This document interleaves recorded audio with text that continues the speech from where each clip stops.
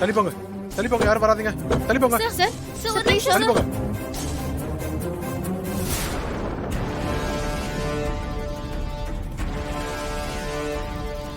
Constable sir. Open பண்ணுங்க, sir பார்க்கட்டும்.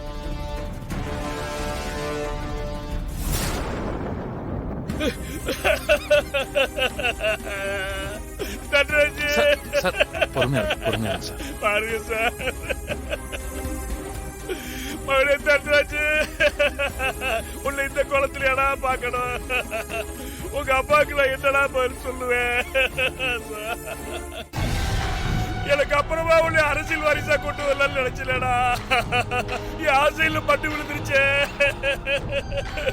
Sir உங்களுக்கு எப்படி ஆறுதல் சொல்றதுன்னு எனக்கு தெரியல சார். எனக்கு தேவை ஆறுதல் இல்ல சார். என் மகனோட இந்த நிலைமைக்கு காரணம் யாருன்னு தெரியணும். கண்டுபிடிச்சீங்களா? சீக்கிரம் கண்டுபிடிச்சிடலாம் சார். கண்டுபிடிச்சிடலாமா? பிடிச்சிடலாம், பண்ணிடலாங்கிற பதில எனக்கு தேவையில்லை.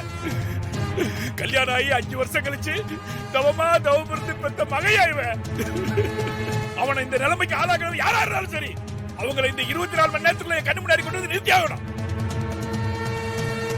என் பையனோட இறுதி சடங்கு முடியறதுக்குள்ளயும் என் பையனை கொன்னவனோட இறுதி சடங்கு நடந்தாகணும். நீங்க என்ன பண்ணுவீங்களோ ஏது பண்ணுவீங்களோ எனக்கு தெரியாது. அவனை உடனே கண்டுபிடிச்சு என் கண்ணு முன்னாடி கொண்டு வந்து நிறுத்தணும். Okay sir.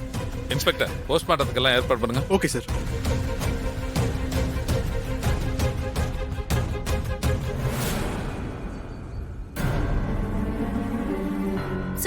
சார் உங்களுக்கு யார் மேலேயாவது சந்தேகம் இருக்கா சார்? சார் அரசியல் எதிரிங்க இல்லனா உங்க குடும்ப எதிரிங்க யாராவது உங்க மகனை கொலை பண்ணிருப்பாங்கன்னு நம்புறீங்களா சார்? சார் என்ன மோட்டிவ் சார்? என் மகனோட நிலைமை நினைச்சு நான் ரொம்ப கலங்கி போயிருக்கேம்மா. அவ எனக்கு கொல்லி வைக்கிறது போய் நான் அவனுக்கு கொல்லி வைக்கிற துர்பாக்கிய நிலைமை ஆயிடுச்சுப்பா. எனக்கு என்ன சொல்றதுன்னே தெரியல. பொறுப்பான பதவியில இருக்கிறனா ஆதாரம் இல்லாம யார் மேலேயும் பழி போட முடியாது. சார் உங்க மகனோட இந்த நிலைமைக்கு யார் சார் காரணம்? அதோட மோட்டிவ் என்ன சார்? எனக்கு தெரியல. அத காவல்துறை தான் கண்டுபிடிச்சு சொல்லணும். நான் கமிஷனர்கிட்ட சொல்லியிருக்கேன். ஏமா, அவரே மகனை பறிகொடுத்த துக்கத்துல இருக்காரு. இப்ப எதுவும் வேண்டாம். எந்த கேள்வியா இருந்தாலும் அப்புறம் பாத்துக்கலாம். ஓகே, ப்ளீஸ் வெளியிடுங்க. எல்லாரும் கொஞ்சம் கோஆபரேட் பண்ணுங்க. கொஞ்சம் வெளியிடுங்க. ஓரமா போங்க.